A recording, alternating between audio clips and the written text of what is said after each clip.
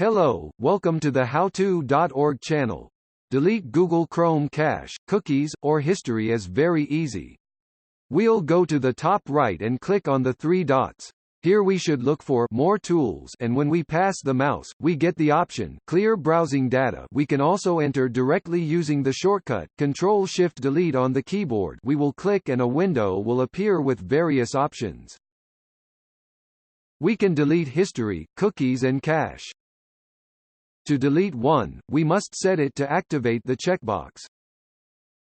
In addition, we have the option Time Range. Here we can choose how long we want to delete any of these. I can delete from all time or also only from last hour and also from 24 hours. In this case I will erase history, cookies and cache from last hour. Before this, I want you to be able to verify my history. We'll go to the three-point button and click, then search history and click history again. We can also use the keyboard shortcut Ctrl+H.